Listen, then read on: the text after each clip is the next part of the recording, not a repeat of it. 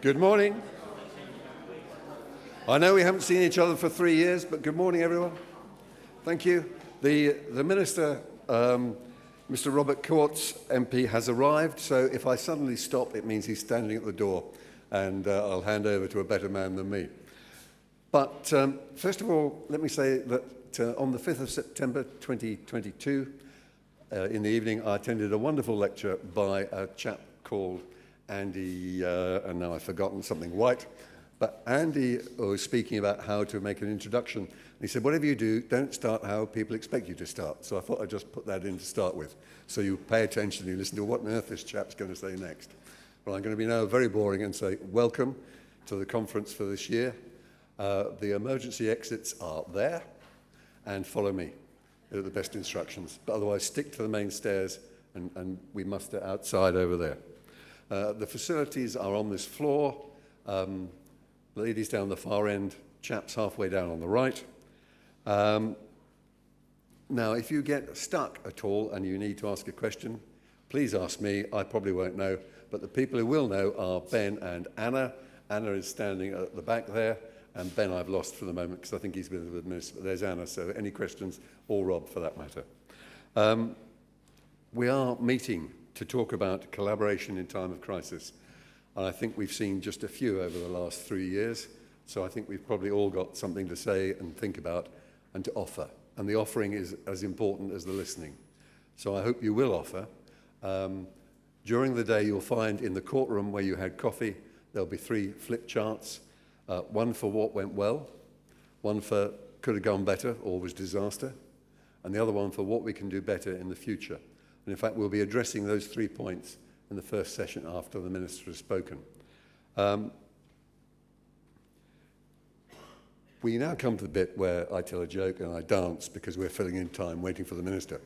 But basically, I would say, if you think about what we have faced this year, with the pandemic, of course, with war in the Ukraine, all of which have affected our seafarers very greatly, never mind all the various aspects of industrial relations that have come and gone over the last 3 years. It has had a major effect on our seafarers and their livelihood and well-being.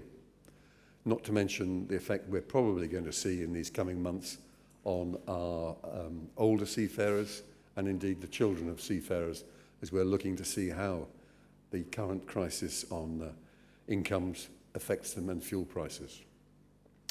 Anyone know a good joke? So let me tell you a bit about the Minister. Mr. Courts is currently the Parliamentary Under Secretary of State for Transport, for Aviation, Maritime, Civil Contingencies and Security.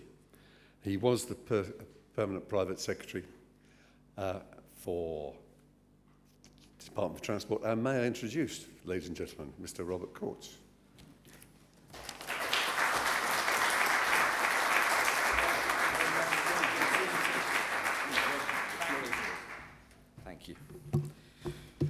Morning, everyone. Morning. Really, really good to see you, and thanks very much indeed for that warm welcome. Now, it really is not only an absolute pleasure, but a real honour to be here today amongst so many wonderful charities that do so much to improve welfare and the lives of our seafarers and our broader maritime sector. And can I just start by thanking Stuart Graham and the rest of the team at the Maritime Charities Group for the opportunity to open this critical conference. And for giving me the chance as well to speak in this beautiful building here at historic Trinity House, an institution, of course, which you all know, began more than 500 years ago. Now, I'm not quite that old, but I've been in this job long enough to see the commitment and the massive contribution that you've all made to the historic and truly vital cause of maritime welfare. Now, it's an area that is extremely close to my heart, and I'd like to just start by setting out some things we're doing as a government, but also just to give you some general thoughts. Now, it's been about 3 years since your last conference, and we all understand the reason why that has been. great challenges in the interim period. And of course, the biggest of them, as doesn't need me to tell you, is of course COVID-19. It caused the greatest disruption to the country, to the wider economy, and of course to our sector in living memory. And it's a challenge to which this sector has responded with unwavering determination. And I cannot repeat enough, and I will not cease saying, how grateful I am personally and on behalf of the entire country for all of those maritime key workers who kept our supply chains open. They are an unseen navy who bring, as you know, over 90% of the things we rely upon to this country. These are critical supplies, from fuel to goods, medical supplies, food, all of these things continuing to arrive at our ports. They continued keeping the country moving while so much of it had ground to a halt. Not for them, working from home. Not for them, Teams calls. They weren't spending their time baking banana bread. They were out there in all weathers and in all conditions, continuing to work and bringing the things to us without which we could not function as individuals or as a country.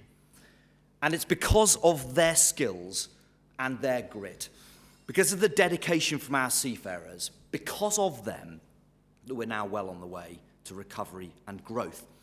Put simply, our prosperity as a country is underpinned by maritime. And maritime is our seafarers. And today, on every ocean and every sea, in all weathers and at all times of day and night, that global community of mariners are hard at work. They may not be seen, but my goodness, we would feel their absence. Because of this, they deserve our unwavering, continued, dedicated support. Now, as you all know, on the 17th of March, P&O Ferries took the decision to dismiss around 800 workers without consultation or notice.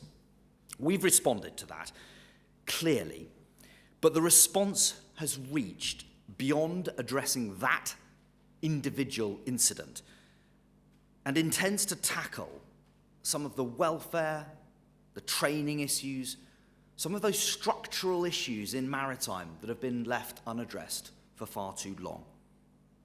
We have a new Seafarer Protections 9-point plan that boosts seafarer employment protections and welfare, aims to ensure fair pay and treatment irrespective of flag or nationality. It includes, of course, the Seafarers' Wages Bill, ensuring an equivalent rate to UK national minimum wage for seafarers working in UK territorial waters. It includes delivering amendments from the Maritime Labour Conventions agreed in May. It boosts internet connectivity for seafarers in collaboration with international partners and the maritime industry. We're going to be working to understand and to tackle seafarers' mental health challenges. And we're working on a voluntary framework to improve longer-term working conditions for seafarers. We're going to be turbocharging Maritime 2050. And we're going to be working hard to boost the number of ships that are flagging under the red ensign. And not only that, the department is offering very welcome, much needed, and above all, much deserved financial support. In June, I announced over £2.4 million worth of funding, including over £2.1 million to the Merchant Navy Welfare Board, supporting programmes that promote seafarer welfare and mental health, as well as maritime skills, careers, and diversity. 230,000 of that will be used to boost posts in green skills, careers and diversity via Maritime UK, and £140,000 of it to the Ormiston Academies Trust to help them introduce maritime careers in schools with a particular focus on coastal and disadvantaged areas. Now, as I say, this is support that is much deserved. And in difficult times, we have not shirked, either as a government or as a group of people gathered here, not shirked the commitment and our responsibility for seafarer welfare. Nor will we. Not us in government, and not this group of people, certainly not this group of charities here. Because here in this room, we know that maritime matters. There will be no UK success commercially without commerce. There'll be no commercial success without maritime.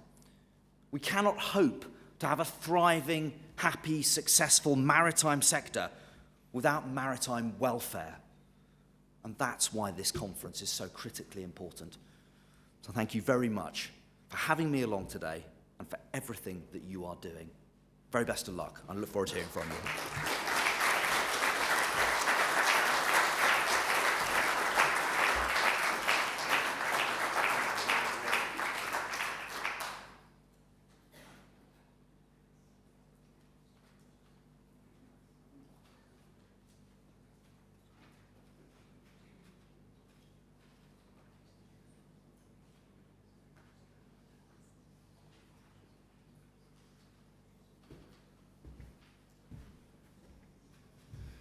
Ladies and gentlemen, I will now get the next bit completely right. It's on the screen.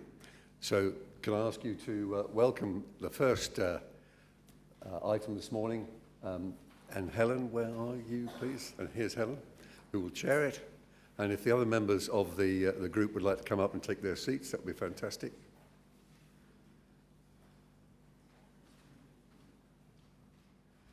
So with those of you who've had the chance to look at the programme, you'll know this is almost encapsulating the theme of today: what worked, what didn't work so well, and what we can do better together going forward. Helen, may I hand over to you?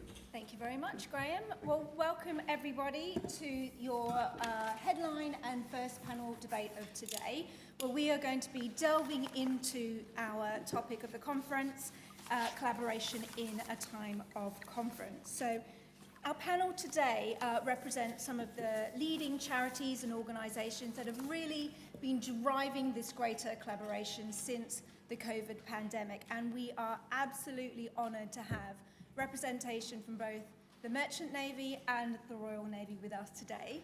So let me introduce our guests: Deborah Lade, Chief Executive of the Seafarers Charity; Simon Grange, Chief Executive of ICE1; Natalie Shaw, Director of Employment Affairs at the International Chamber of Shipping; and Mandy Linley, of the Royal Navy and Royal Marines Charity. Excuse me. Don't tell anyone, don't tell anyone. So, as this topic is deeply rooted in the global pandemic, I thought we could take inspiration from another service that launched at this time. You might have heard of it. It was the Zoe app, and it came to prominence because it was helping the public track the symptoms of COVID and some of the responses to that. It's since launched a podcast which always starts with short, quick-fire questions to get into the topic. So that is what we are going to do with our panellists this morning. So, throwing them straight in the deep end, Deborah Lade, can the foundation of collaboration created during COVID help build better responses in future? Yes, I absolutely believe it can, Helen. And basically the foundation and the reason for starting the Seafarers International Relief Fund was to be agile, collaborative, responsive, and 5 out of the 10 principles that were founded were actually around collaborative working. And that actually saw us through the COVID pandemic in India, then on to the Philippines, then actually it also dealt with Typhoon Haiyan, Odette, and then Kiribati, and then we're now working with Ukraine. So yeah, foundations have been laid, and we need to do more, of course, always. Fabulous, thank you. Going straight on to you now, Natalie Shaw. Can collaboration work on both a strategic level and an operational level? The answer to that is yes and yes. Yes to maximising minimal resources. Right. And yes to being clear of what's actually required at an operational level, and putting people in touch with each other to make sure that there's actually a coordinated and logical response based on fact rather than rhetoric. Yeah, thank you very much. Simon Grange, has the collaboration created during COVID pandemic led to better working in Ukraine? Yes, without doubt, because what it did was it created an infrastructure for meetings and decision-making processes, so that certainly smoothed the path. It created a sense of common purpose amongst the it created a sense of common purpose amongst the organisations, amongst the stakeholders, and it built the relationships and the trust that was needed. Great, thank you very much. And over to you, Mandy Linley. During a crisis, can the Merchant Navy and the Royal Navy work together at a high level to better collaborate? Well, I think collaboration is important at any time. It's not just in a crisis. And I think the Royal Navy charity sector is well served with effective partnership working and a commitment to partnership working. And you have the networks in place before you need them, because it's a lot easier to move forward in a crisis and create resilience in communities if you've got that in place. And really good communications. So, you know, that can cross across different subsectors, different locations, and for different issues. So for me, having those three ingredients in place really give you a platform to move forward and the opportunity to work together with others. Thank you. Well, thanks to our panellists for entering into the spirit of those short, sharp questions. We're now going to go into a more of a deeper dive into some of those areas that they've brought up, some of the answers there I'm sure you want to hear a little bit more about, where each of our panellists can present a little bit more on the case studies of the work that they've been involved with. So again, I'd like to start with you, Deborah, if that's okay. The Seafarers charity, you've long had this strategy of encouraging other charities, operational charities, to work more closely together for the benefit of their seafarer recipients. Can you describe how that strategy has developed during the COVID pandemic and perhaps some of the learnings that are being applied now? Yeah, so I think firstly I'd like to say that there's often a perceived criticism that charities don't collaborate, but actually the working models of a lot of charities that we do find, my experience as grant funder, is that a lot of them do work together really well. I think what was different about the COVID pandemic, it was the need for very quick, very agile, responsive mechanisms.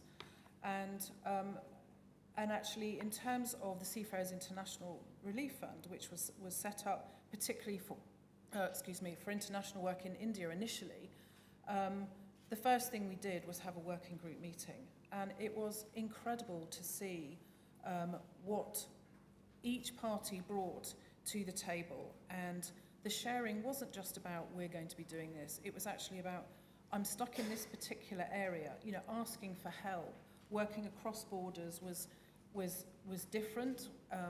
Issues around money transfers, for example,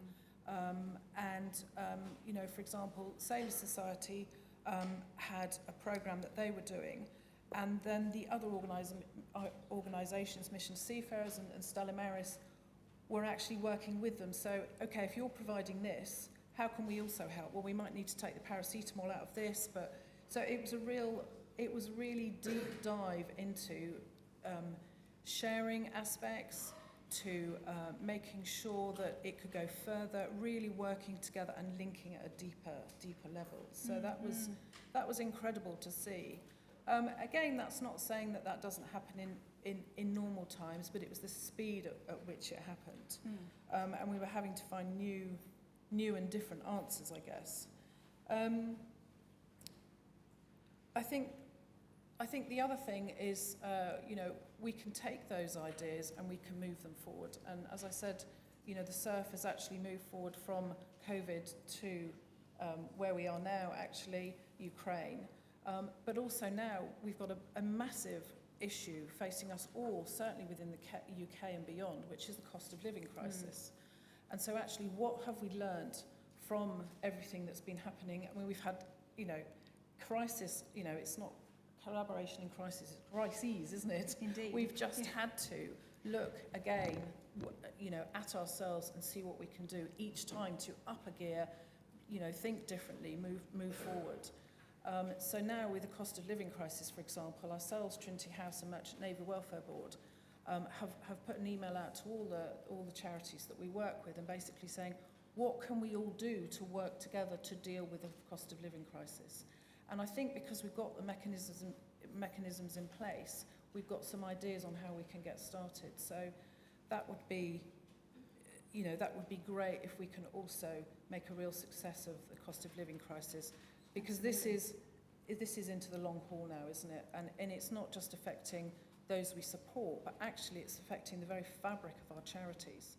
Because how can we afford to pay the wages? How can we afford to pay increased heating?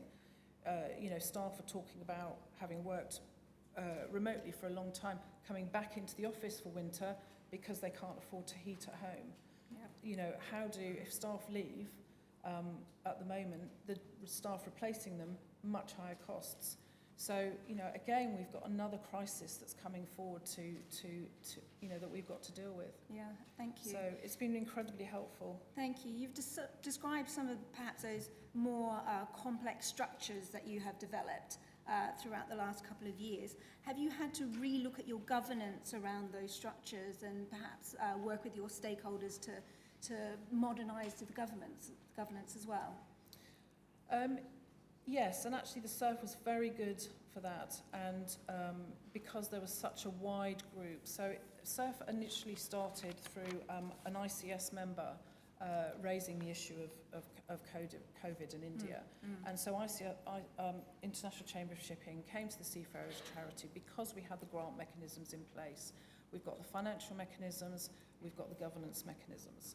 And collaborative working, and ICS pushed everyone forward. So in terms of strengthening those mechanisms, although we are an international charity, as I say, there were issues around moving money.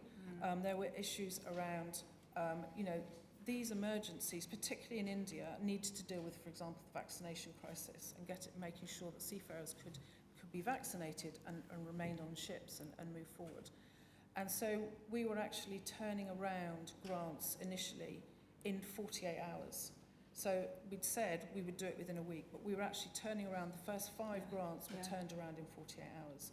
That is no mean feat, and that's a huge amount of work that even came to us. And in terms of the applications from the Maritime Welfare Charities, they were such good quality, they were so well thought through. We talked about it, they talked with each other, what could they do together, what could they do differently, etc. And so when it came to us, we were able to get our trustees together really quickly and, as I say, assess it. We knew what was coming, so we had some of the financial assessments in place.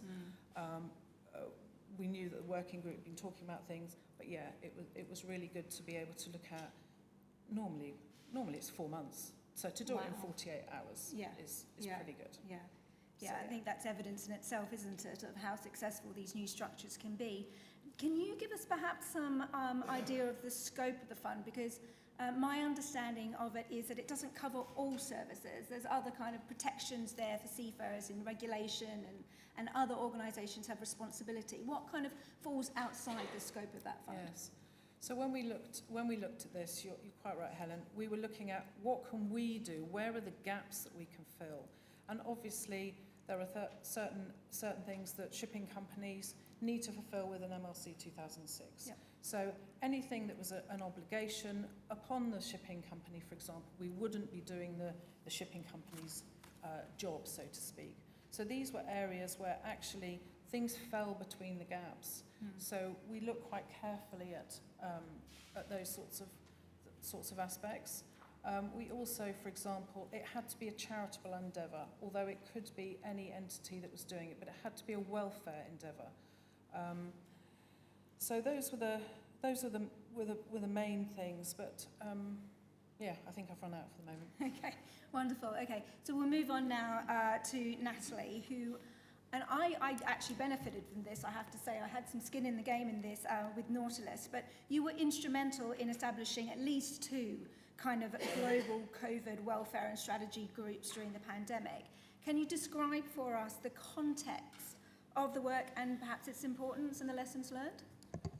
Thank you, Helen. I actually want to go back to when I started with ICS in 2003, and I think it was in the autumn of 2004 or possibly 2005, and we had the tsunami in India, and about 6 to 9 months after that tsunami, ISWAN held a conference in Chennai. And the devastation which had been caused to the seafarers, the fishers and their families in Chennai was quite frankly awful. And nobody had really thought about it from a maritime perspective of what needed to be done. So a lot of things were broken, the systems were broken, and I felt that we as a shipping industry had more of a responsibility to start to do some work on that. So there was a regional work programme which was instigated by ISWAN in in India at that time. And that, I think, was the first time that we'd really sort of thought about corporate social responsibility in terms of welfare.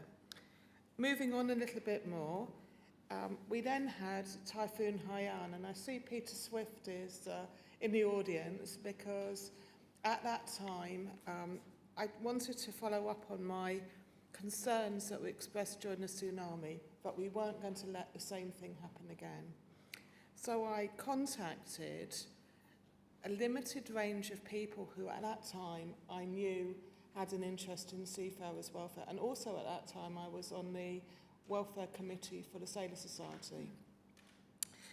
And Kuba, I think, was one of those people who was involved through Intermanager. There were about 7 or 8 of us, and we decided that everybody was saying we really want to help, but there didn't seem to be a central way. So for the first time, through Sailor Society, we coordinated a relief fund for the Philippines for the Typhoon Haiyan, which was coordinated really through Sailor Society. And through that initiative, I think we learned quite a bit. A lot of that was more about middle-term to long-term response. So, for example, I think we built about 100 houses for seafarers' families. Now, when I talk about a house, what we're really talking about here is a wattle and daub type foundation building, which can be put up pretty quickly.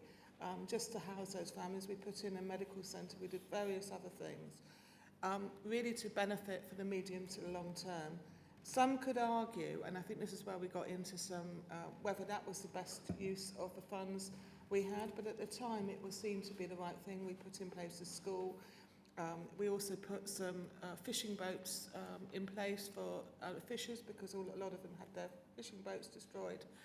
And it was a first, to me, it was a first really good example of limited collaboration. So when this new disease emerged in China that nobody quite knew anything about, the first thing that we did in ICS was actually try to produce some medical guidance for the shipping industry on COVID. There was lots of different contrary stories out there, all different sorts of stuff. And so we started to put together a group of people to initially work on the medical stuff, and that involved the International Maritime Health Association. Initially, Sue Stannard, who sits very quietly at the back, now from the MCA, but at the time somewhere else, was quite involved in that, and a number of other people. And we quickly realised that medical guidance, we also wanted to buy in from the unions, which is, we contacted ITF. We had representatives from there. We wanted to get the ship managers and others involved, so we contacted Kuba from Intermanager. And slowly, and then we also realised that the other sectoral interests, like the tanker sector, the cargo sector, etc., all wanted to know what to do. And being the type of person that I am, I just naturally took the lead and started organising meetings. I hadn't been nominated as chair, I hadn't been nominated, any of these things, but it sort of just happened. Chair, secretary, pen pusher, person to plead for money, whatever it was, that became my role. And so we formed that group of people, and that became the, if you like, the Corona Strategy Group.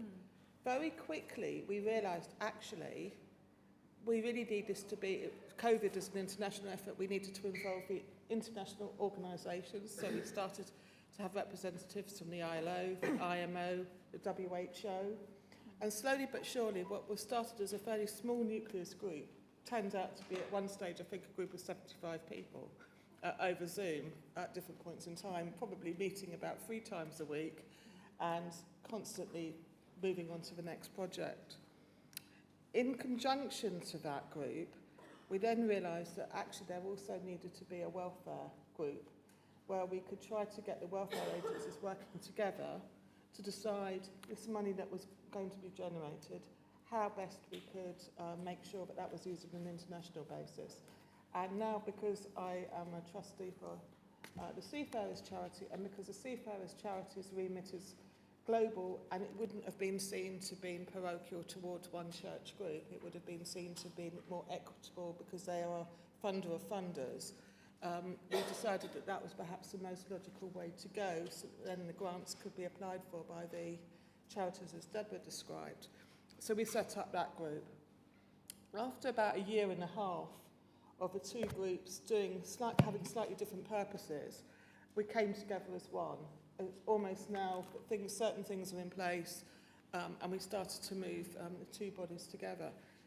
I think what it did for me, sorry to have taken so long, but what I think the real lesson for this is that we all have our own networks of contacts. But my network of contacts over the last 3 years has gone triple to my network in the other 17 years in the sector. And instinctively now, I know who to go to for what and how. And I think networking, it isn't just about coming here or going last night and having a drink. It's about thinking who can work with whom, how you can optimise working together, and how you can achieve that bigger objective. So I hope that sort of answers the question. It does. And what Natalie's so well described there is how actually a lot of this collaboration hasn't just come about because of COVID. You were putting the groundwork in there long before COVID happened through these other crises, but actually that has benefited and you've been able to, grow those networks and make them more sophisticated because of the need of the pandemic. Well, I've got absolutely no doubt. And Peter and I were in the Philippines, I think, about a year after Haiyan, where we went to do some evaluation work against the projects. And just actually going back and looking objectively with a fresh pair of eyes, seeing some of the things, understanding what went well, what didn't go so well, really, I think, helped to foster my understanding and my appreciation of perhaps what we needed to do. And had COVID been the first time that we tried to do this, it would never have worked. Because invariably, I was, sorry to say this, but I was able to call in a lot of favours from lots of different people that I built over the years. And those people now probably know that I owe them a lot, and hopefully one day I can repay that. Thank you. Can you perhaps, before we move on, and we will do, I promise, can you perhaps describe to us some of the transferability of those lessons that you've learned? Because I know that you've also helped out with the war in Ukraine, as have other panellists that we have with us today. What are some of that transferability and the benefits of that you're finding? Well, I think there's a few things. I think we were still meeting as a Corona strategy and welfare group when the Ukraine crisis started. And we shouldn't forget, COVID is still there. Yes. It has not disappeared. And in some places in the world, seafarers are still suffering from COVID. I think Deborah alluded to Kiribati, but it wasn't until Easter time that I was finally able to say we've got everybody back home to Kiribati. We've got seafarers still stuck in other countries, so we shouldn't just assume. I know the news has perhaps changed and the people have got fed up of the magic 5-letter word, but actually it's still out there and it could still have a very big impact globally. So we were still meeting as a group, and we still continue to meet as a COVID strategy group. It's a separate group anyway to look at other things. But the Corona strategy and welfare group started to talk a little about Ukraine, and I think it was, again, just a concern about the practicality. One minute you've got everything's fine, and the next minute you suddenly find that you've got 200 ships which are stuck in a port.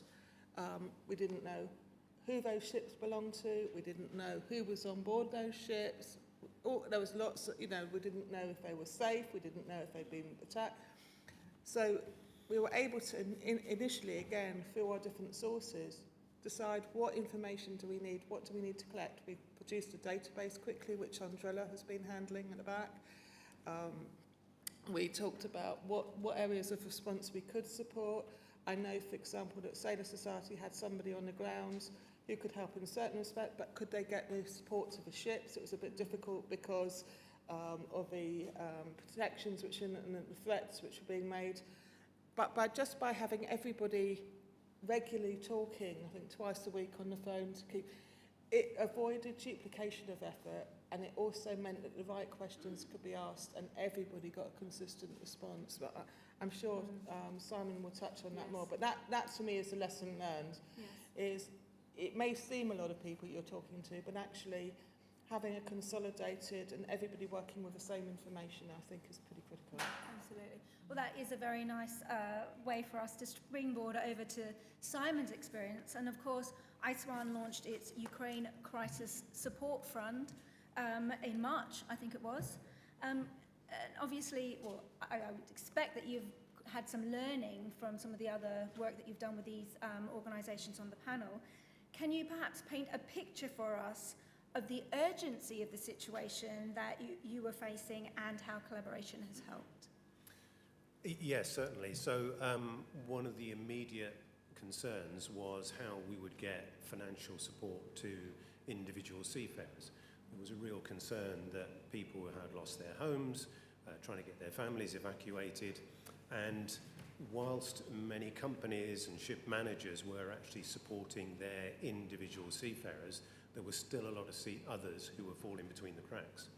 So coming together as we did, it just felt like a very smooth transition. People were talking about what's the response.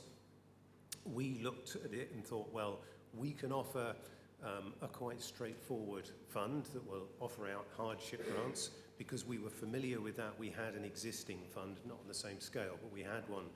So we could do that. That was going to be our contribution.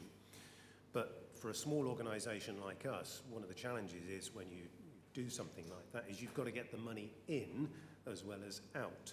We don't have the fundraising infrastructure to be able to get that money in easily. So it was great to have the Seafarers charity who said, we'll look after that. That's what we do. We've got a fundraising team in place. We can develop the ask, we can go out and we can promote this. So that was then one thing that was lifted off our backs. Also, another challenge for us was the governance of managing such a fund. You've got to make sure that ultimately you can, if you are challenged, you can say, okay, the money went to the right people, we had the right safeguards in place. So again, having the Seafarers charity there working very quickly was extremely responsive in terms of getting money to us as a charity. And then we needed sort of verification about some of these grants. We didn't have a presence in Ukraine, not a physical presence. So we were quite reliant on other organisations. So we had, Stella Maris had a chaplain who remained in the Ukraine, did some sterling work, getting hold of these seafarers who needed the support, verifying their claims, helping them to make their applications. We made it a really simple process. It had to be an online process with the minimum bureaucracy because people just give me money, that's what I need. But we obviously have to still have those safeguards in place. We also had the ITF-affiliated union, MTWTU, who had their own fund, but they were inundated with requests. So they worked with us in terms of verifying some of the claims that were being made, prioritising them because of the sheer number of them, sending them to us, helping us with that administration. So that was really helpful as well. Then we were concerned about whether we would actually be able to get money to individual seafarers quickly and with as little cost as possible. So ICS, Intermanager, stepped in and said, look, let's see if we can do that through existing channels, because we didn't know whether the banking system in Ukraine would stand up to it, whether we would be able to make those grants directly to seafarers. As it happened, that turned out to be less of a problem than we anticipated. And overall, ICMA was there. They were promoting this amongst their members. ICS was promoting it, Intermanager. So eventually the application started coming in quite considerable numbers. Mission to Seafarers and others offered assistance with some of the administration if we needed it, because actually it was quite a load on us at the time. So it felt like a real, everybody's in this, you know, to do the same thing. And ultimately, we were able to give out over 500 hardship grants. Which is really quite something in a short order of time, isn't it? Now, for my own interest, and I suspect for the audience as well, you alluded to some of the risks there in terms of verifying and the assistance that you got in verifying the seafarers. Of course, you were probably worried about the risk of fraud and other issues. How was that handled on the ground? What type of work did you have to do with those charities and other organisations to really kind of, you know, ensure best practice? Yes, the best way to handle that is actually to get some organisation of some kind that you can trust to make the application on behalf of the seafarer. And then what we would say to them is, can you just do a minimum in terms of verifying who this person is, whether they've made another application, whether they've had funds from somewhere else, without making it too onerous. Yes. And so we were reliant on them, and they were really very good at doing that. So ultimately, when the applications came to us, it was a quite straightforward process, because we had trust in our partners. Okay, fine. And you've also described quite a sophisticated network of support that you had. What were your learnings from having that network, and how are you seeking to apply those in future? Relationships are incredibly important. The ability to just be able to pick up the phone and just talk to somebody and say, look, I've got this problem, how can you help? There was a real sense of willingness. So you've got to maintain those relationships. You can't take them for granted. I think also it's best to stick to the knitting. Ideally, if everybody does what they're used to and they have the expertise to do, you will achieve more. Sometimes you have to step in and you have to do something new. That's fair enough. But ideally, look around, who does what, who does it best, and let's use those skills. But I think also one of the learning points that I think is still not clear is it's relatively straightforward to start these things. It's the stopping of them is still a challenge, actually. When do you stop? There's also the risk that you raise expectations that, you know, we can continue with this fund and we can continue giving money, but of course the fund runs out. You've then got to manage that. And it's knowing when. So what you've been doing is really helpful, but when does it cease to become helpful? So I think that's still a challenge for us, actually. Yeah, it's very interesting, and perhaps another good segue, perhaps something that Mandy can touch upon as well. I was going to put to you the idea that naval charities are perhaps more developed in terms of working collaboratively than merchant navy, but actually from the discussion that we have heard from the panel this morning, there's perhaps a lot more collaboration going on within our own merchant navy sector than what we may have appreciated. Can you perhaps describe to us how the naval charities have built on their existing structures, and how these have tackled some very specific problems within the COVID pandemic? Try to that. It seems like a long time ago now, doesn't it, when we first went into the pandemic, and I think we were all starting to get to grips with the technology and saying, you know, you're on mute, or I can't see you, or we were having various Wi-Fi problems. So I think there was a lot of learning that got us all into the digital space in the first place, so we could start that communication and that networking. And, you know, I'm really pleased that we have got reps from the naval charity sectors here today, because they all played an incredible part, and because we have got the collaboration and the networks, we know that Claire is going to step in the children's arena. We know Rob's going to look at the ratings at the RMBT. We've got Danny at the RMA, so the Marines are catered for. We've got the Officers' Charity, we've got Deanne, again, with Sailors Children's Society. So the first thing as a funder is to have that communication with partners to make sure that if they need extra help, how we can make the resources available. And then in addition to that, we've got Ian here from Veterans Outreach. Though some of our most vulnerable veterans and families and dependents, I must have spent, well, I feel like I was never off Zoom. I've got much stronger glasses today than I had at the start of the pandemic, that's for certain. But it was important to talk to those organisations that we'd invested grants in that were caring for our people, whether that was in care homes, whether it was people that were suffering with mental health and their general well-being, and a whole raft of things. And then to work with them, to reassure them that we were there by their side, and we knew that things won't be quite normal, and none of us knew exactly what that looked like. But as long as we all focused on the beneficiary and the needs of the beneficiary, we recognised that we were going to vary grants, we were going to alter how we did things to respond to the time. And again, the individual Ben funds that I've just mentioned, they all took steps to make it easier for people to access their support and streamline some of those processes so that support could be direct. So the RNRMC as a charity doesn't give grants out routinely to individuals, but would step up and back others in order to do that. I think that's fair to say. Obviously, I'm not Adrian. If he were here, he would talk about the RN CEOs Forum that already met. I can't remember if it was quarterly before the pandemic, but it quickly became fortnightly and more often if needed.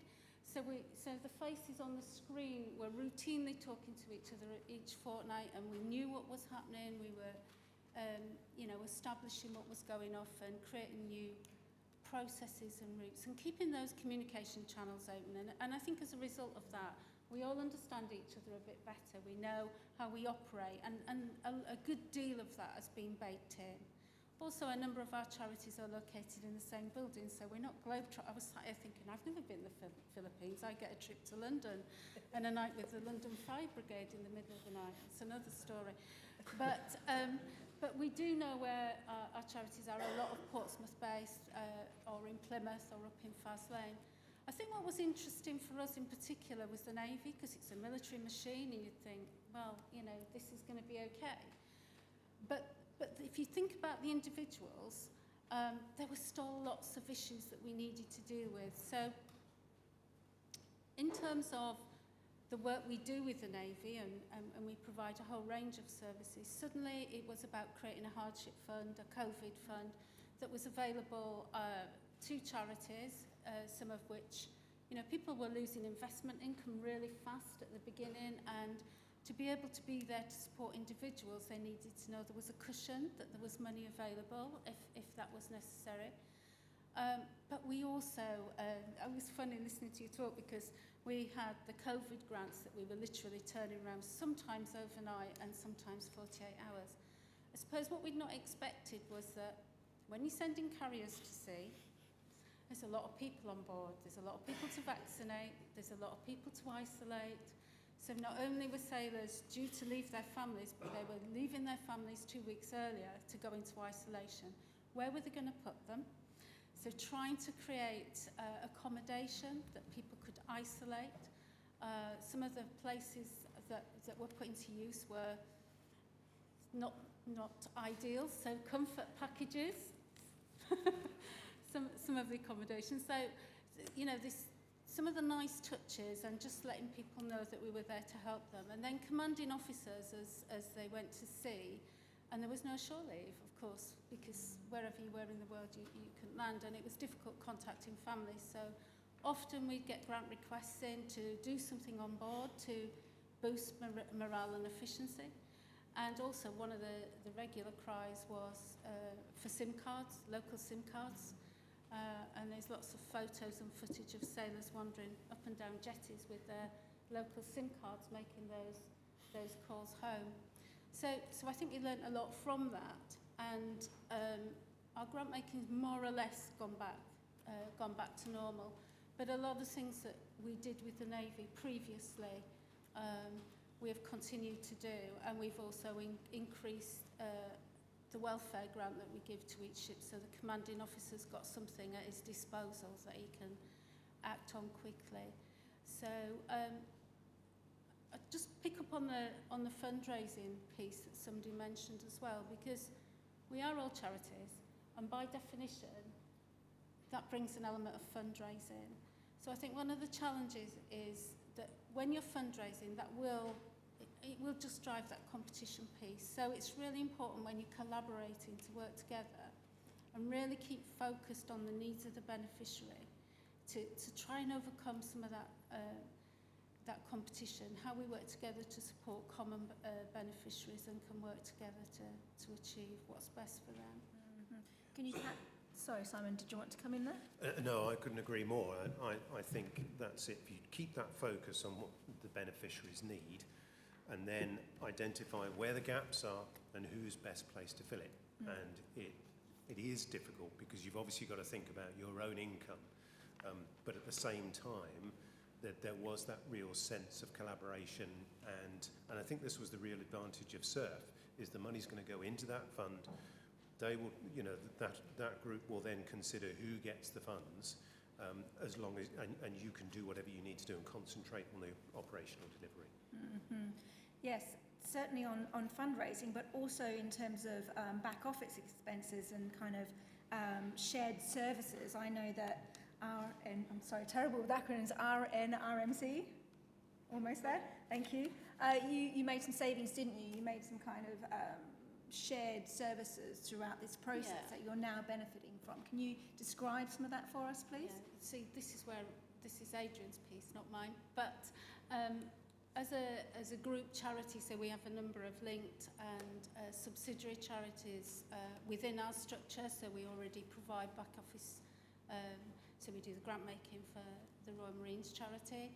And we share finance structures, HR, payroll, those sort of things. And I think as charities have looked to drive some efficiencies and to find some cost savings, there are one or two, and I'm not going to name them because that wouldn't be fair, but you know, have approached us, and we are now doing payroll and some financial support for a number of charities. And you know, Adrian really supports that approach of helping the smaller charities perhaps to focus on what matters most with the beneficiaries, and we can take the weight on some of that economies of scale in having those shared back office functions. Mm-hmm. Which should ultimately mean more funding going to beneficiaries at the end of the day. Yeah, good stuff. Thank you. So now we're going to move into some more generalist questions that I'm going to put to all of our panellists. But as a heads up, after the next couple of questions, we will be moving into the audience participation round. So this is where you guys get to ask your questions of our panellists. And I know this can often be the most interesting and kind of engaging part of the panel. So get your thinking brains on. We will give plenty of time for you to ask your questions. And could I perhaps also ask the roving mic, if we have a roving mic, to come to the front so that we're ready for when that section starts. Great. Thank you very much. So the same question to everybody, and I'm sorry, Deborah, I'll throw you in it as well, and we'll go up the panel. What do seafarers want from us during a crisis? Well, as a grant funder, we would go out to our delivery partners and ask exactly that. And actually, we do a review of needs. So, for example, Surf in Ukraine, we've recently carried out a piece of research, thanks to Jason and Simon and others across the board. So we're actually looking to find that out and find out what the need is, where we're going. But yeah, so we are completely reliant on the delivery partners, as we call them, because we can hear, we can get things on social media, but ultimately we're the experts in serving those charities that support them. Yeah, great. Natalie? Well, I think the first thing that seafarers wanted, and this isn't so much from a charity perspective, but this is from a COVID perspective, was they wanted to really understand what they could do and where they could do it and what they could do for themselves, and also why they weren't being allowed to do certain things. So it may not have been the most sexiest thing for them, but actually giving people good information, really advocating for them with governments who perhaps didn't necessarily want to listen because they were protecting their own people. So a lot of it, in my mind, is actually sometimes the seafarer themselves may not always know what the right avenue is. So sometimes you have to look at the bigger picture and then say, actually, these are the immediate things that we need to do. We can then focus on the niceties afterwards, but actually there's some bigger, more strategic things that we need to do. Absolutely. Yeah, how do I get to my place of work and how do I do that safely? Yeah, absolutely. Simon? I think seafarers need clear, consistent information. They need the support that they want when they want it, with as minimum bureaucracy as possible. And also, I think they just need clarity about where they can go.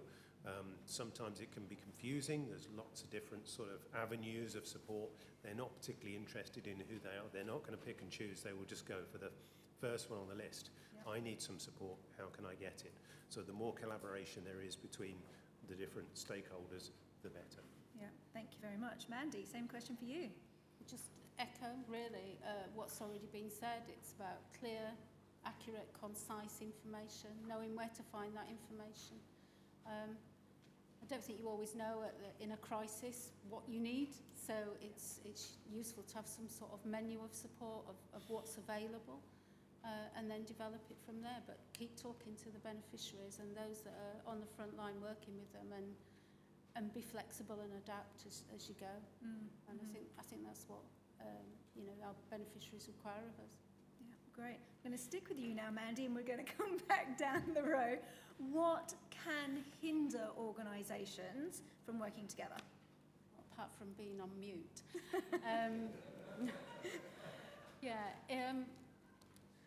Lack of understanding. That's where I think we've been so fortunate, because relationships are in place. So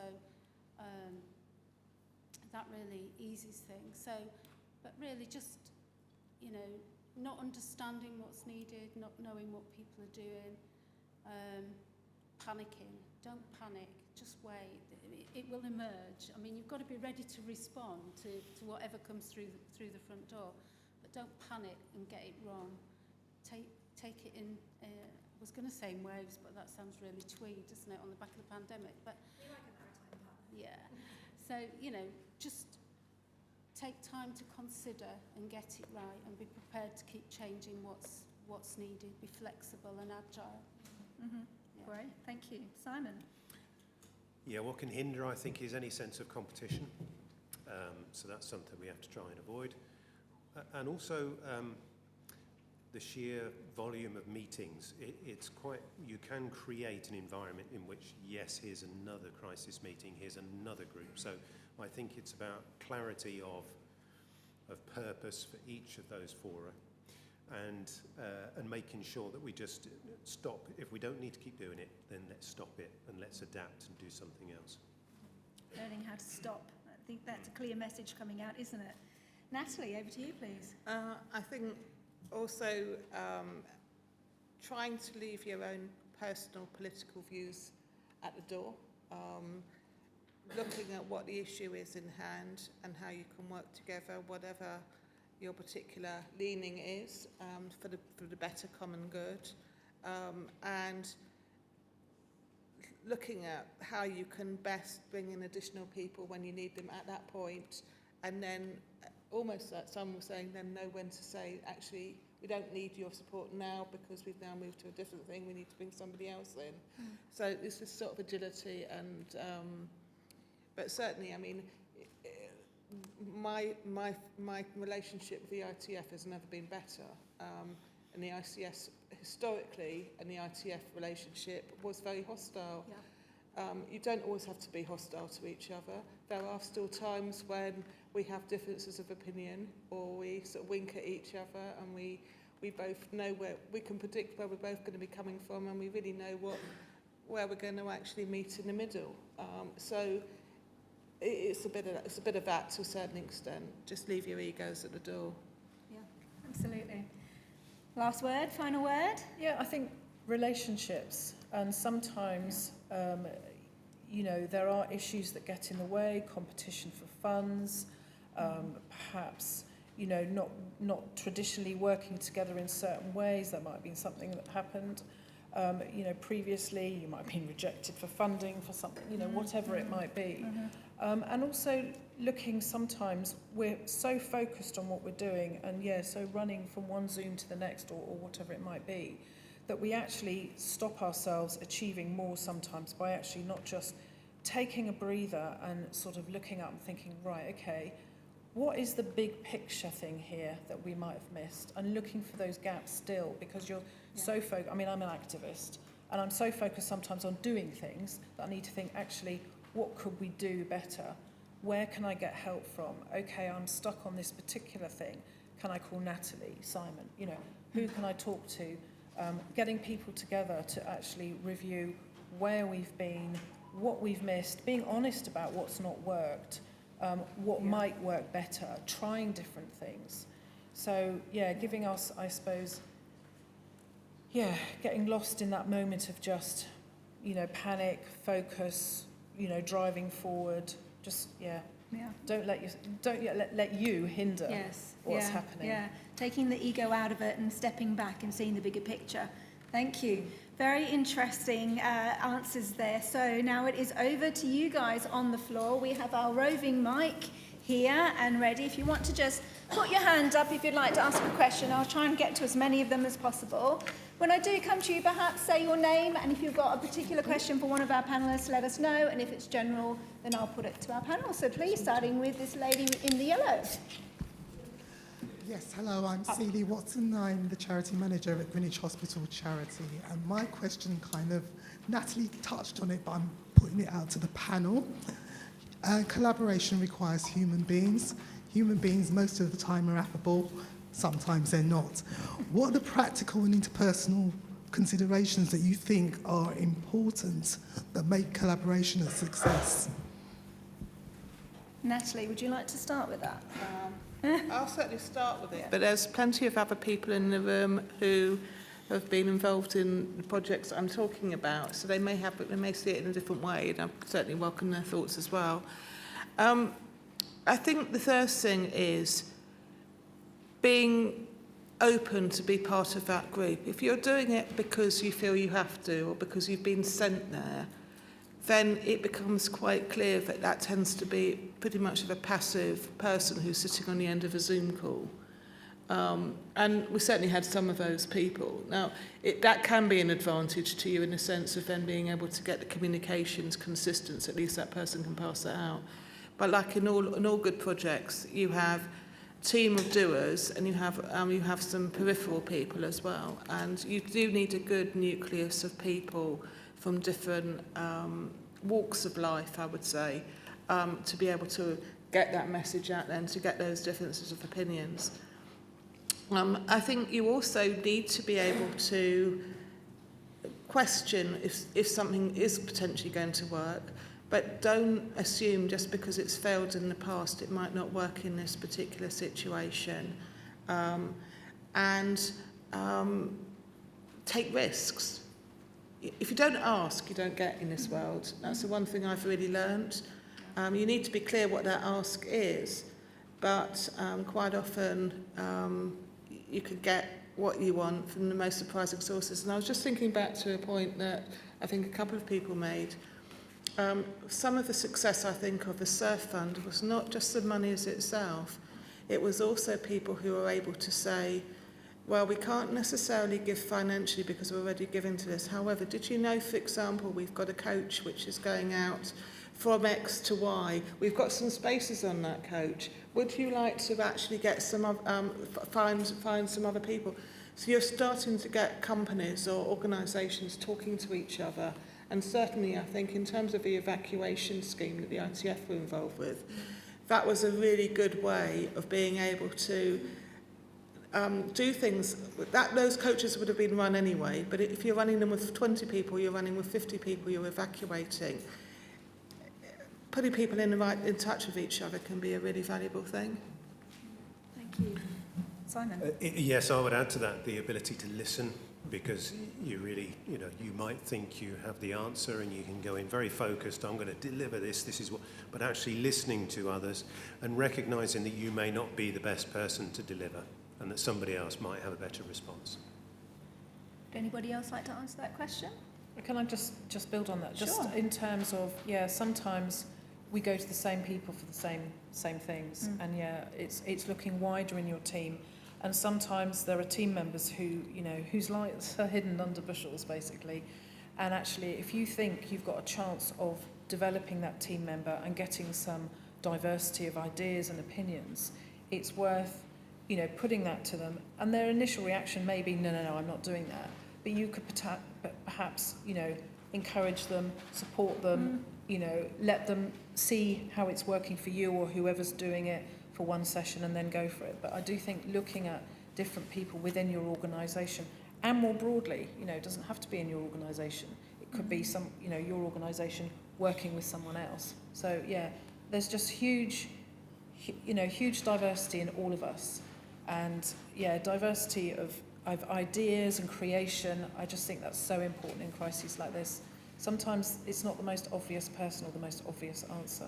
Yeah, agreed. Yeah, Andy? Yeah, absolutely. I mean, I think as well as the networks I've talked about, we as a Maritime Charities group met regularly as well. And it was that commitment to meet regularly and those communication channels and the ability then to look at what others were doing and how that might be applied within your own arena. And but it was that commitment to partnership working. And I think we need to remember also, you know, the respect for individuals. It's not just about the beneficiaries, but those of us working in the sector were suffering as well. You know, we were all affected by COVID, and some people were very, very ill. And so, you know, it's creating that space for people to recover and participate at a level that is appropriate for them in terms of where they were at any given time. So patience, tolerance, all the things that make good partnership work. Yeah. Absolutely, and exhausted mentally and physically. I think we've all experienced that, haven't we, at some point? Yeah, yeah. So we've got a couple of questions, on the floor. I've seen you all. We'll start with Kuba and then we'll work our way across, okay? And I've seen you at the back as well. Thanks, Kuba. Kuba Szymański Hospital, but also Intermanager. I'm going to put Natalie under the spotlight now. I'm sorry, Natalie, for that, but if you think what happened, and we are talking about collaboration in crisis, it's not always a crisis we've got, but we always need to have people who are able to put all those things aside and actually be an interface. And I called Natalie different names today. She is, in my opinion, an interface, and was for the last 2 years. Because we were extremely lucky to have you, Natalie, with us in ICS, where you were those ugly owners representative. We had all sorts of problems with you guys. And then somebody who also understood how the charity world worked. And when we really needed to put together everything, Natalie was a point of call. And okay, it all started 2004-05, as you reminded us, but there was this groundwork prepared. So when the proverbial hit the fan, we knew where the umbrella is, and the umbrella, now you are called umbrella, was Natalie again. And I think if we are taking anything, and this is the reflection from Kuba, is then we need to be prepared for unprepared. So be ready for those things, and be ready to drop things at very short notice, and now focus. And let's get together like we did in Ukraine, in COVID, in Haiyan, and so on and so forth. And as a charity world, let us think how many implants, how many Natalies do we have in different places? This afternoon, I will do a bit of a stock check in this room, and I will show you that I think we are deficient. We don't have many Natalies. We need to start cloning. Because otherwise, when the next crisis, next proverbial hits, we may run out of umbrellas. So that's all from me this morning. Natalie, no, you can't. No, I was just going to say, but in fairness, it's also to do with what support you have.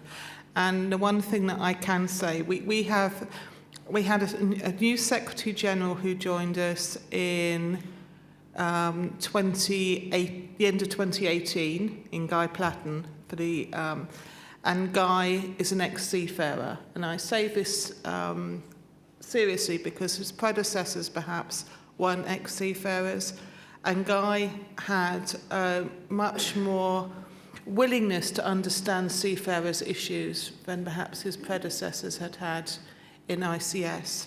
And right from the word go, Guy got on the phone to Stephen Cotton at the ITF and others, and it's not all down to me. I would say, actually, in credit to them, it was them recognising that a person needed just to be set aside just to do whatever needed to be done for COVID, and that person happened to be me delegated to do that.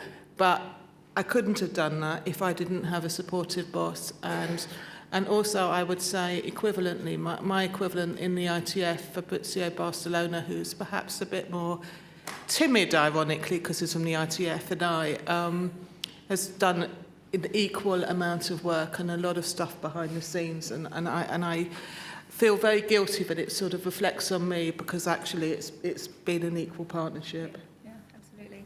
But thank you for those kind words, and I think we all share those thoughts and opinions on Natalie's very good work throughout the last 2 years, so thank you. I'm sorry if I don't know everybody's name, but over to you, please, sir. Can we get the microphone over here? Thank you. Yes, Alexander Campbell, QVSR. My question is about beyond collaboration.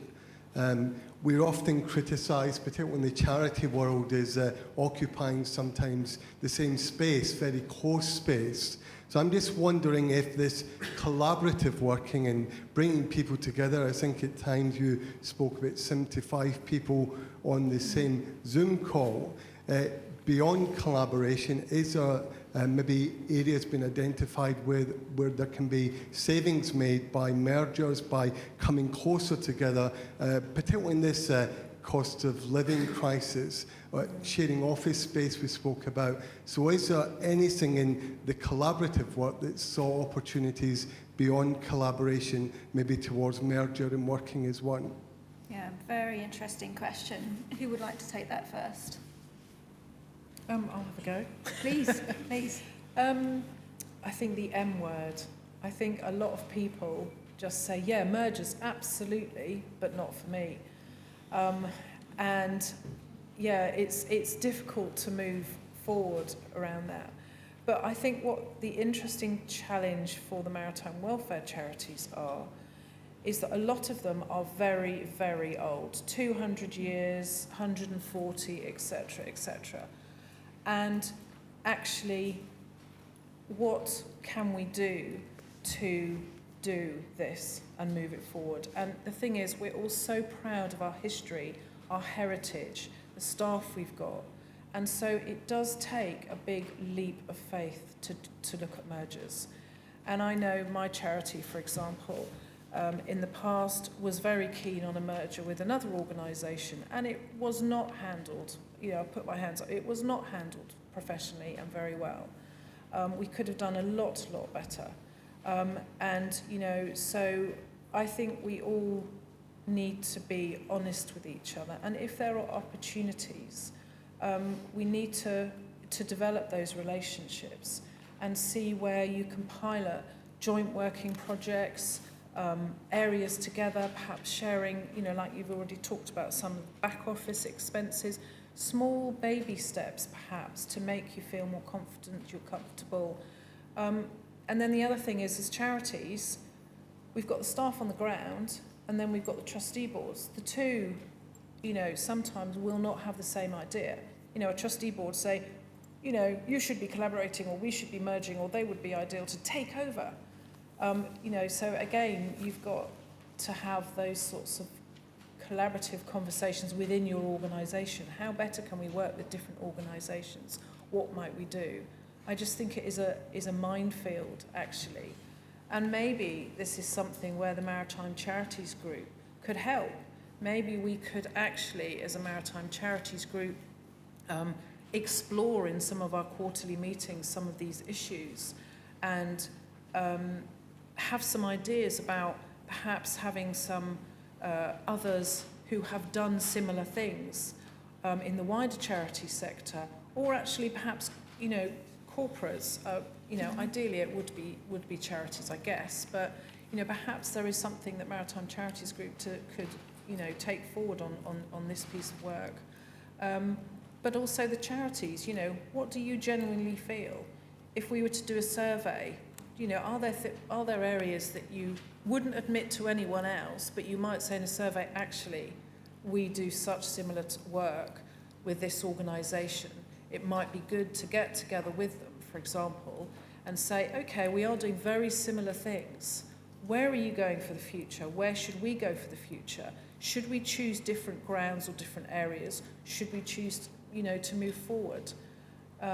So I think Yeah, it's really not an easy topic, and I think we would all need some help and encouragement and moving forward. But I do think that this charitable sector in particular, if you compare us to the thousands, hundreds of thousands of charities, only 98% of charities can afford, in the UK, can afford to pay a chief executive. We in the maritime welfare charity sector are incredibly privileged that we have these monies, these history. You know, there are so many tiny community groups that do amazing things that we could learn from. So yeah, I guess my feeling is that absolutely we should look at this, but it is a long game. Yeah, Natalie. Well, I started by saying that I've been around a long time, and I have been around far too long. But when I started, there was the International Seafarers ICSW welfare organisation, which was really seafarers welfare, set up by the ILO. There was also ISAN, which is the International Seafarers Assistance Network. Some of you know that those merged and became ISWAN. That expanded because we also had the Maritime Sea Humanitarian Response Programme, which was very capably led by our Peter Swift over there for a number of years. When piracy perhaps became less on the political agenda, we recognised that there were lots of lessons learned and lots of stuff there, but it perhaps wasn't appropriate anymore to have a separate thing. That then got moved into the auspices of ISWAN. So there have been examples where things have worked, and credit now the ISWAN organisation, I think, is now highly regarded around the world, particularly in developing countries. If you were to ask people what ICSW was, I think they would have said 20 years ago it's something that sometimes organises volleyball contests between the Danes and the Finns. You know, it's changed, it's moved on. So to say that there hasn't been any work, I think would be a little bit unfair. Do I think there's more opportunity? Well, Jason knows that my vision would be that there's one badge for seafarers welfare from the International Christmas, and that would be the ICMA badge, and that we just had one that everybody recognised globally, rather than having separate missions. I'm going to be very unpopular for saying that, but I think the more we can get the mission, from a seafarer's perspective, they're just concerned to go somewhere where they know it's badged, it's safe, it can provide them with good support, etc. And they're going to get appropriate level of care. I think sometimes we need to look at the bigger picture. And that's certainly an opportunity, but I think some of the other mission reps here might have a slightly different point of view to me on that one. So I'll leave that one with you as a thought starter. Thank you. That conversation will continue after the panel debate. But Mandy, you wanted to come in there? I just think if I go back to what you said at the beginning, I've worked in or with the charity sector for 35 years. And you very often hear there's too many charities, or, you know, how can the charity sector be rationalised? And I would say that, you know, we work with over 60 or 70 charities as a funder. They're all touching our beneficiaries in some way. They're all evidencing that they're making a difference. So if the need is there, why do we need to worry about reducing the number of charities? As long as they're all well governed and are fulfilling their charitable objects, I get less exercised by this question. And it's often ministers that say there's too many charities. And I think as long as they've not got mission drift and they're really focused on the needs of the beneficiaries, that matters less. I'm not going to talk about merger. It's difficult. There's people better informed than I to discuss that. But I think you can work together, and you can work together across organisations, and you can make resources go further. I worked in a local authority in an integrated commissioning unit as commissioning for the NHS. So I was a local authority employee commissioning with NHS budgets, line managing staff from a variety of agencies. So we all had different terms and conditions, but because we were commissioning for people and we had integrated commissioning boards, we could make it work. And when we think about our beneficiaries, some of the work we've done in the commissioning field, so we're doing commissioning grants, so where we know we need to make a big difference in the area of mental health or how we support our families, you start to put a network of organisations together in an area, whether that's a geography or a theme, And then you realise where there's overlap, and that creates opportunity to do something different, to look at where the gaps are, and so that the beneficiaries can get a better service. So I think you build on the working together. What happens further down the line as organisations get together and work in that way then becomes organic and less threatening. Yeah. Simon? Yeah, I think that reflects the discussion that's taking place in the wider charity sector. And as charities, we should always keep asking ourselves, are we still relevant? Do we still need to be here? And if not, what are the alternatives? But I think one of the big challenges is when you're up to your eyes in muck and bullets, you just don't really sort of lift your head above and think, right, strategically, is this the best approach? Are we still relevant? Those kind of questions. And I think, but we do need to. I think it is important. We should always be ready to consider those things. Okay, I've got a question down here next, please, and then I'll come to the front. Thank you. Yes, I'm going to back after that. Yeah. You want to come back on those last comments? Yeah, if I may, because I think the question as posed on the merger question, if I can put it that way, is at the strategic level, and that's a board of trustees and a chief executive level. Then there's the operational and tactical levels. Operationally, back office sharing and in our case, sharing the building with fellow charities. You know, that goes some way to offering the best possible efficiency. But at the operational level, we all do collaborate. We'll hear about it later when we talk about casework in the session that I'm chairing. But it is an urban myth that we get in each other's ways. We absolutely don't. And we work with the Merchant Navy charities in much the same way. And indeed, we've had Seafarers UK and Nautilus Welfare people within our building until fairly recently, which is excellent because we pop into each other's office, etc. We share experience and expertise. So I think you can always look at the number of charities, but if you take out those which are things like wardroom mess funds, which are registered as charity, and those sort of what I call non-charity charities, we're not over-egged. We are, as you said, victims of our own history. Mine's 100 years old this year. But that's not the important thing. The important thing is how we relate on a day-to-day operational effectiveness. And I have to say, we're the envy of many other charitable sectors, how well we coordinate. So just to answer your basic thing, from the beneficiary perspective, and it should always come back to centred on the beneficiary, one point of entry into our sector and a number of other charities helping to offer a solution to the beneficiary, that's the way to go. And I think, without patting ourselves too firmly on the back, because there's always better things and improvements we can make, I think we start in a good place, which is why we were able to respond in the pandemic, coming back to the original question, very, very positively, very quickly. We're able to adapt our processes to urgent and crisis support against a backdrop of the media in the UK telling everyone that charities were closed or running out of money, and we were open for business despite working from home, and that was a difficult sell. We had a drop in numbers because people did not know and were told the opposite, that we were open for business. So I think that's one of our lessons, is actually as a sector, is to tell people that we're open when these major crises like the pandemic and cost of living hit. So from a chief executive perspective, I looked more outwards than I had thought I needed to in the past, and telling the story to the wider population, not just our naval group, that we were open for business. And I think that's one of the major lessons that we learned from that we needed to address our PR profile, if I can put it that way,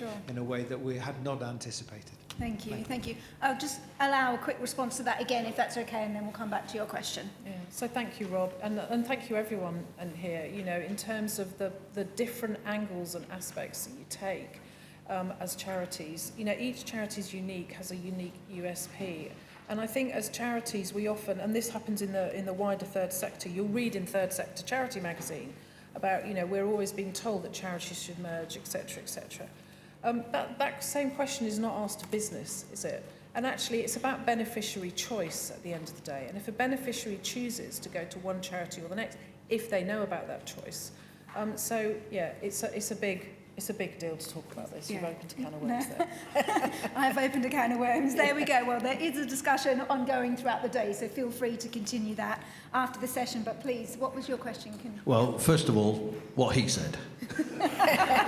I agree with Rob, and I'm not saying that because RMBT are one of our funders. In fact, we have funders both on the stage and in the audience, but please don't misrepresent my motivation in what I'm about to say. I think that just listening to the panel this morning and hearing the detail that sits behind the collaboration that went on, you know, is to be massively applauded, because it's of no surprise to me, because I think I'm a former mariner myself. By the way, I'm Ian Millen. I'm the Chief Executive of Veterans Outreach Support, and we're a small charity that supports Royal Navy veterans, Merchant Navy veterans and their families, as well as other arms of the UK Armed Forces. And I think that an observation I might make is that in terms of why am I not surprised? I'm not surprised because I think it's in the DNA of Maritime. And our charities aren't just populated with former mariners. There are plenty of us in here today, because that would be bad. It wouldn't have the diversity that we need to be able to do the job well. So we're not just former mariners. But I think that kind of interdependency that exists firstly started off on ships, and then all the people that come ashore and do jobs ashore, such as Cuba and many others, means that we are naturally oriented to want to collaborate. And that's why, in a way, I mean, I speak as someone that sat in a charity dependent upon other charities, who during COVID saw, if you like, MCG charities that were within the MCG run towards the problem and not shrink back and hunker down from it.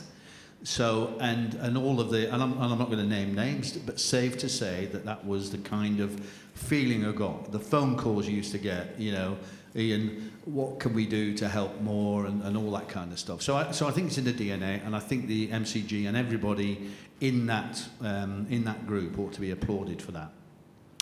My second just point, it was Simon that reminded me of this a bit, and the C word that you've got up on there with collaboration, and truly he could almost be the Chief Executive of Veterans Outreach Support, because he says very similar things about getting away from this competition, because it is the devil. And collaboration is the way forward. And actually, another thing that was said about getting, realising that perhaps you're not always the right person to help the individual or the group, and knowing who to pass those things on to. So I think really, I've got to end with a question, because I've told you what it looked like once a crisis hit, and how people in this room ran towards the problem, not away from it. And of course, I just told you that I'm part of an organisation that has many other elements to it as well, from the other branches of the armed forces and the like, many of whom do great work for and help us. But how do we export this approach, this collaboration at this level into other parts of the armed forces charity sector? Very specific to Armed Forces charity sector there is your question, yes. So perhaps Mandy, one for you. And I won't be able to put it to the whole panel because we need to get the last two questions in, if that's okay. Well, I mean, I think in the military charity sector, you know, we've got a whole range of mechanisms that we can do that. And, you know, one of those is COBCO and the various clusters that have themed membership. And I think, Rob, you chair the caseworking cluster. There's a serving cluster going on, do you not? Okay, he represents. And I know there's a serving cluster going on this morning. So there is mechanisms, but I think some of the learning of the pandemic and how we meet, and certainly within Maritime Charities, there's been a health and wellbeing group and various bits. So I think it's baking some of those things in going forward. And Ian, you will know, we continue to host workshops and keep talking to people, and we had a workshop at the end of June in the veteran space where we looked to capture the learning from the pandemic, and what we were going to bake in, how we were going to do things differently, and how we need to prepare for the future. It feels like we need to meet again now because we've now obviously got the economic crisis as well. So it is taking that learning forward and making sure those networks stay invigorated and that commitment to partnership working continues. Thank you. Okay. We will need to move a bit more quickly now, so please, microphone at the front here if we may, and then we'll come one final one at the back after that. Yeah, brilliant. Thanks. Tim Slingsby, Lloyds Register Foundation. It's really great to hear all things about review beneficiaries' needs, keep talking to beneficiaries to identify the need. During times of crisis, when there's clamour to just do something, how do you assure yourselves and trustees and indeed the beneficiaries that what you're doing is working? Natalie, you can go first. Here we go. Well, I'll talk about the COVID medical guidance because I think that's probably the first sort of major tangible thing that we did. And I think, Sue, we were on number 5 by the time that we sort of stopped having to produce that. But in addition to those, we also put out vaccination guidance and various other things. So the situation did change, and I'm sure we can all remember those dark days in the run-up before the UK was announced as, you know, we're going to go on to lockdown, and we had those sort of daily bulletins sort of saying, and everything was contradicting something else. So we produced 5 leaflets to really understand the situation globally and to react to different things as they happened. John Cousley is here. He'll probably remember one of the issues we had was a problem with seafarers being able to get prescriptions because they'd been on this is when COVID had been for quite a while. They couldn't get their prescriptions renewed because they were expecting to have been able to go home. So I think COVID Medical Guide number 3 had a whole section, a new section in it, as to what needed to happen if you needed to renew your prescriptions. So it had to be flexible. You had to keep doing it. And, you know, our usual ICS line for producing publications is every 5 years. You know, we were doing it every 5 weeks. And, you know, our members were saying, is this really necessary? Is this really necessary? Well, yes, because we're being told different things. We need to understand what the different testing kits can do or can't do. We were being constantly told new things that we needed to have, PPE and all those sorts of things. So in answer to what you're saying, you have to start somewhere, and you also have to recognise that over periods of time, the advice that we were getting on best practice was changing, and so we had to change accordingly. Here's Simon, but then we'll have to move to the last question. I'm sorry. Just very quickly, build in the opportunity for a pause for breath and reflect. And we did that with the SURF stakeholders, actually. We've done a survey of industry, unions and maritime welfare charities. Got about 100 responses to find out what everybody had been doing and how beneficial it was. The next step is to actually review that and say, what do we do next? Very much. I'm going to steal a couple of minutes to give our last question over here because I have been promising it. 2 minutes, if that's okay. Thank you. Thank you, Chair. Thank you, organisers. Thank you. Valerie Richardson, a volunteer with the Seafarers charity, so Deborah can disassociate herself if she wants. We've heard a lot about collaboration between the charities, which is right and proper, and it's been really good over the last 2 or 3 years to see that working in times of crisis. But have we learnt any lessons about how we need to influence, to lobby, to raise awareness that's going to make a lasting change for the future? So is there something good that we've learnt from the last 3 years? Is there anything that you're going to make a difference with going forward? Like it. Who wants to go first? We've been talking about this week, actually, a couple of organisations. But yeah, I think together we're stronger. And, you know, it's quite... Sometimes there's competition with fundraising or wanting to have a higher profile, but actually, you know, an appeal to a body or a government person is much better if it's thought through with a variety of different organisations supporting it. So I think together we're stronger in those areas. Yeah. Yeah.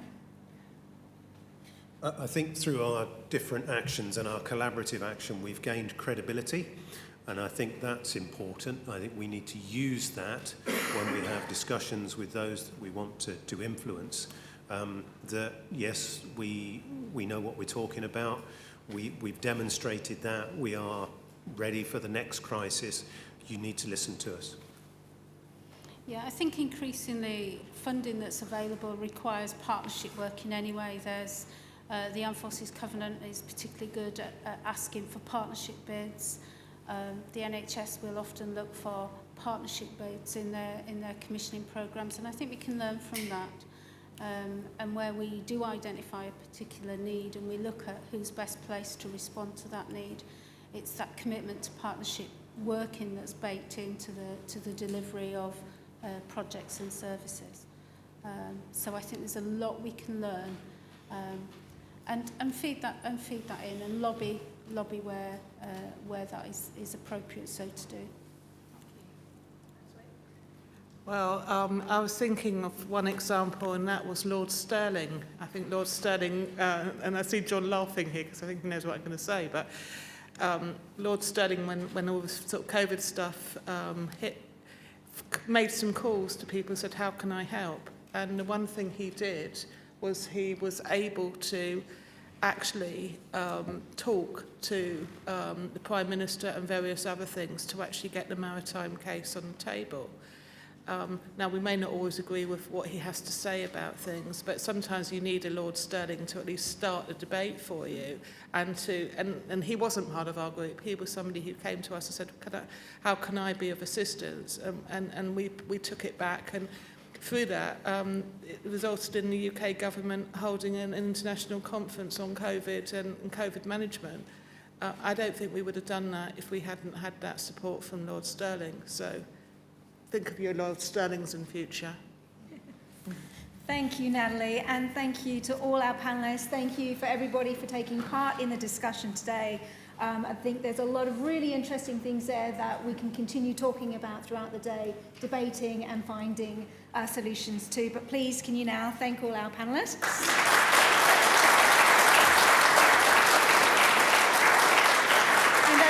I know our chair would like to come up and say some words as well. I was going to say we thank our panellists, Helen. I'm already being to job chair. I'm also going to claim chairman's rights here and tell you a little modern fable. In your road is Mrs. Miggins. Mrs. Miggins runs a cat's home. And you give Mrs. Miggins £20 a year because her cat's home keeps the cats out of your garden. Mrs. Miggins dies and the RSPCA takes over the cat's home. Do you give the RSPCA £20 a year? I don't have the answer, but think about it. And think about it with respect to the M word. Also, and this is the C word, could the RSPCA have helped Mrs. Miggins raise more than £10 a year and thereby improve cat welfare? Another thought. End of fable. More seriously, after the coffee break, which I'm sure you're all pleased to hear will be now, would you please go straight to the workshops? And I think there is a list, apart from in your pack. Is it anywhere else? Yeah, so communication in time of crisis is there at the deep room, eliminating violence and harassment in the workplace, and recording on the left. We've got thriving with digital here at 10:45. Right. So thank you all for a fascinating start to the conference. Could the MCG representatives please meet me in the lobby on the ground floor? Thank you very much.